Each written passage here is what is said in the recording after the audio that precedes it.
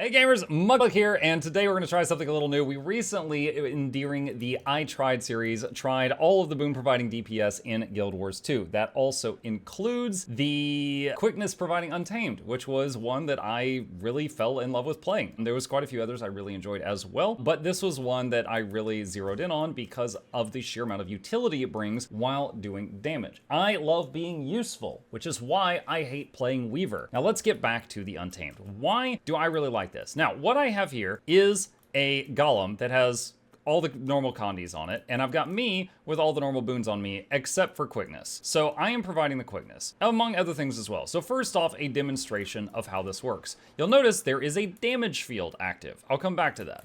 So, and then we're going to ambush, weapon swap, ambush, 3, 2, put down a frost field, axe 4, axe 5, in the frost field, do this, we're going to do some more attacks, 2, 3, and unleash, ambush, weapon swap, ambush, use the 5, 3, 2, that resets the cooldown of the 5, 5 again, 3, and just 1, 2, and unleash, self, ambush, weapon swap, ambush, we're back to full life, 3, 2, 4, 5, I should have done the frost field before I did that, slight mistake there, and okay. All right, you notice quickness is up, we're staying alive. I haven't even used my heal skill yet. We were doing about 27k before I paused. Now, that was not a weak damage field. That was actually a moderate one.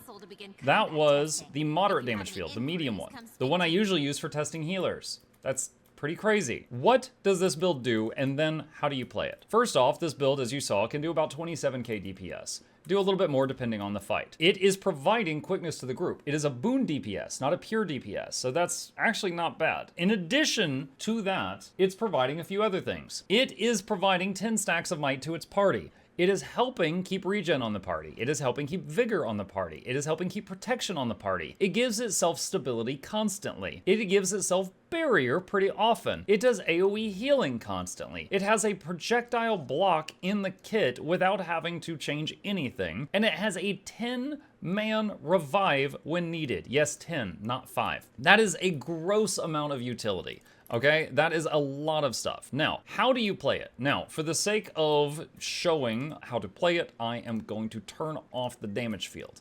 Now, what do? I'm gonna break this down so that if you want to play this, you can play it. I love this in open world. I love this in groups when I'm the quickness DPS. It is very sturdy. It has a lot of health, 21k. It has this constant self-healing, which I just demonstrated with the agony field. Has many boons, respectable damage, and gross utility on top of that. All right, now, how do you play this, okay? If you wanna play this the way that I do, which again, if I gotta do a disclaimer, this is not the top damage way of playing it in the game. If you want that, go to like Snow Crows or something. This is, I took one of their builds and I tweaked it until I was happy with it and I felt like a Swiss Army knife. All right, I'm in full Berserker gear with Rune of the Fireworks. We got Relic of the Thief. We got Mace with Force Impact, Sword Axe with Force Impact. Now, we start the fight like this. I got maces in hand and the pet is unleashed, all right? I'm gonna do this slowly just to demonstrate.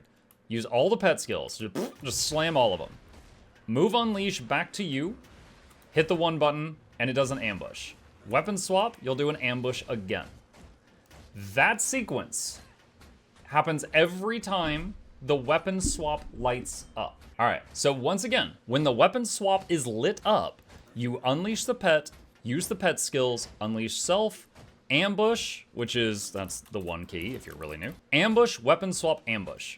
That's it. So every 10 seconds, unleash pet, use its skills, unleash self, ambush, weapon swap, ambush. I didn't have my target there, which is why I flew through him. Little misclick there by me. Ambush is just the 1 key right after you do that. Now, once you've mastered that, you are providing the 10 stacks of might and permanent quickness to your team because the Untamed provides quickness to the party by doing ambushes. Okay? So once you've mastered pet skills, unleash, ambush, weapon swap, ambush, you're keeping up your boons. That's your main job. In between those, what do? If you're in the Sword Axe set, and you're during that in-between phase, you do 3, 2,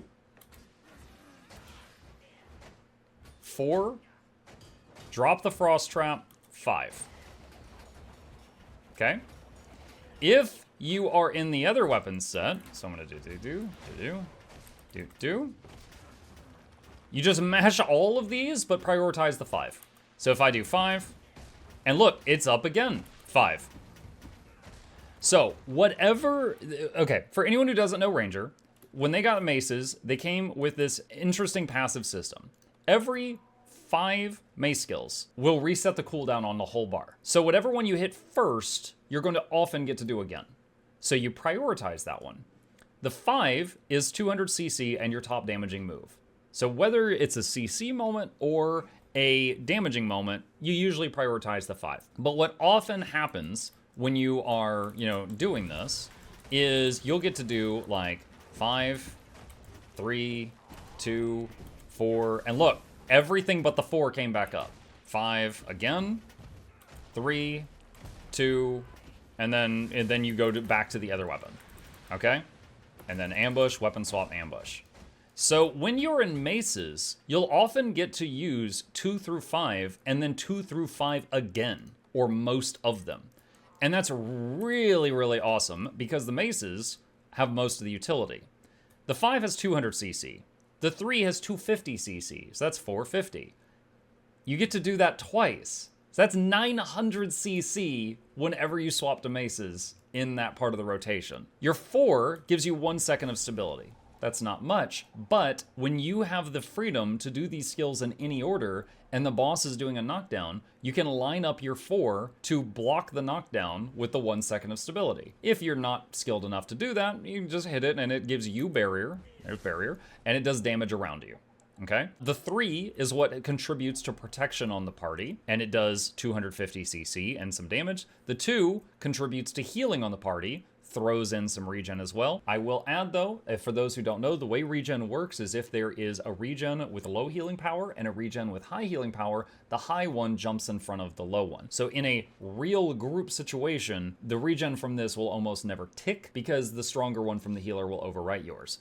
But when you're solo in open world, this would be ticking the whole time on you and your pet. So yeah, you prioritize this, use these in whatever order you want. I usually go 5, 3, and then 2 and 4 based on what I'm feeling like, and then 5, 3 again, because 5 and 3 are the ones that do the most damage. So again, to rehash, if we're fighting this thing, the rotation is pet skills, unleash self, ambush, weapon swap, ambush. I happen to be in sword axe, so I'm gonna do 3, 2, frost trap, 4, 5, and it combos with the trap. And then I'll just do like 2, 3 again, unleash self, unleash pet, unleash self, ambush, weapon swap, ambush, and then I'm on maces. So I'll just do 5, 3, 5 reset, 5 again, 2, 4, I've got an extra 2 seconds, I'll throw the storm spirit. And then unleash pet, unleash self, ambush, weapon swap, ambush. We're on sword axe again, 3, 2, 4, frost trap, 5. Just do the frost trap before the 5, okay? And then I can hit 2, 3. While the 3 is going, I can unleash pet, unleash self. And 5, 3, 2, 4, 5 is it up again. 3, 2, and then move the other. And there you go. That's the rotation. That's it. Now, a couple of quick notes. I typically pair the frost trap with the axe 5 because the axe 5 will make a combo with the frost trap. Storm spirit, because of the, Nature's Vengeance, this will make it so that you do 2 slams per spirit. So for example, I'm gonna put my pet on passive here. If I throw the Storm Spirit, it will do a slam, and it will do a shake, and then it will do another slam, all right?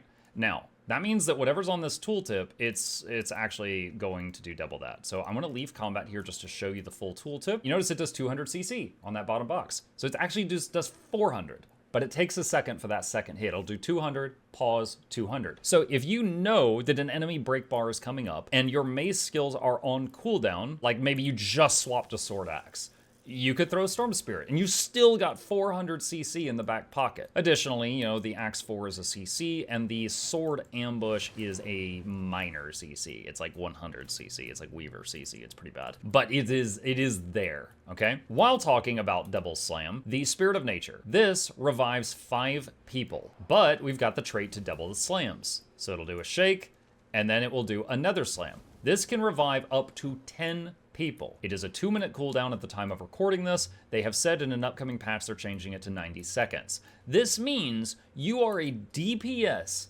providing boons that can sometimes stand in fire because you have self-barrier, self-stability, and self-healing.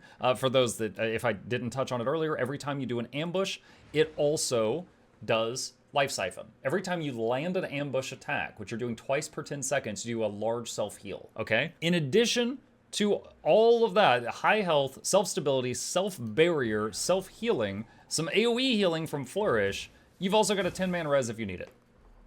Now, 10-man res with a slight cast time. A couple of notes about that. Bone Skinner, if someone is dead in a down state in a puddle and you got 1 second to pull them out of it, this will not res them in time. Most situations, if you have a group going down and you're playing this correctly, you can be one of the last people standing and save the group. Now, not all, you know, there's certain things that just pop you and there's nothing that can be done about that. But it is so amazing having a 10-man res in your back pocket, and it doesn't even really cost you any damage. Because what are the other options? Entangle, that's Condi. Forest Fortification, it doesn't really do much with this build. Strength of the Pack gives you boons that you've already got, so that doesn't give you any damage increase in this situation. So you have got a lot of things going on here. For anyone who's not already an Untamed player, I mentioned the projectile block. We're basically, I'm gonna have just the pet attack right now, okay? The pet F1 actually is a blind, and it also teleports your pet to the target. So if your pet's not at the target, you're doing this every 10 seconds. This gets your pet back on the target, so that's nice. The F2 turns boons into conditions. You've got Boon Corrupt. I forgot to freaking mention that. You can corrupt boons too. The F3 does pulsing damage and projectile block. You basically hit this off cooldown. It's also a poison field, but if the enemy is one that does bullets, like Dagda in Cosmic Observatory, you can save this for when you need to cancel out all their bullets. If the unleash is on you, because that's kind of your default state as the unleash is on you, you just hit like unleash F3.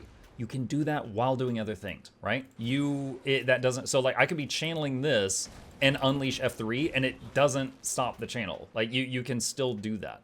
So that is really nice. You don't have to, like, for example, Guardian has an exceptional ability to do a bunch of bubbles, so feedback on Mesmer, for example, but they might have to swap out a utility skill down here for that. You don't on this build. So in addition to all of the utility I already mentioned there, you have Boon Corrupt as well. So that is another thing. Another thing, you have invulnerability. You have an invulnerability. There was a clip I used when we were doing the video where I first tried Quickness Untamed. There was a clip we used during that one. And just to show that, I'm gonna turn this on extremely threatening. When you use this heal skill, you're basically invuln for 3 seconds, except for moves that guaranteed kill you. So if you watch, I'm gonna stand in this, I'm gonna use the heal skill, and if you watch my health here, it stops dropping for 3 seconds. See all those red zeros? So you can invuln certain things instead of responding to them. You know, in the Lonely Tower Fractal, when he does the blender move, you can just stand in it and keep hitting him. You know, on the Old Lions Court Strike mission, when the green robot pulls you in and does the blender, you could just stand in it and keep hitting it. You could just use that skill. If the group messes up and Deimos is about to blow up the whole raid, you could just use this, survive the one-hit kill mechanic, and then AoE res the whole raid with the 10-man res. So there's a lot. I love this build. I love being useful, and this thing is a Swiss Army knife, and it also very rarely has that feeling where I just got locked out of what I need to do that I have on Revenant. You know, Revenant is a Swiss Army knife, but it's like, oh, I just changed from Chalice to this, and now we have stability. Muck me, I guess, you know, because there's that I can be in the wrong legend if I didn't plan well enough. That's not really a thing with this. Yes, your maces have more CC, but if you get caught in Sword Axe, you still have got access to 650 CC, right? Between the Storm Spirit and the Ambush and the 4. You know, the maces have 900 here, but, you know, there's never really a feeling of like, oh man, I'm in the wrong mode. Unleash has no cooldown, as a 1 second cooldown, moving it between you and your pet. So if you're ever in the wrong thing between the two of you, it's easily corrected. Yeah, I think that's it. So once again, I didn't even show it. I've got the Gazelle. If you need backup CC, we've got a goat on standby. You know, he's got 432 as well, so there's even more. Anyway, yeah, you've got standby goat if you need it. I pretty much never do that. I don't like builds that force you to pet swap on cooldown. The reason is every time you pet swap, your pet loses all of their boons. For that, I'm in Tiger 99% of the time, but if you really need an extra CC right now, you can have a goat on standby. This is the build. Those are the pets. Once again, it is full berserker, force impact on both weapons, mace, sword, axe, and Ruin of the Fireworks and Relic of the Thief. That's it. That is my favorite DPS to play right now. I think I am pretty good at it. Again, I learned the proper way, and then I started testing other weapon sets. The damage output of this is slightly lower than what you would do if you were playing like the Snowcrow's Quickness Untamed, but holy scrit, it can do a lot. It's perfect for open world, and it's perfect for groups as well. And yeah, maybe some of you will enjoy it.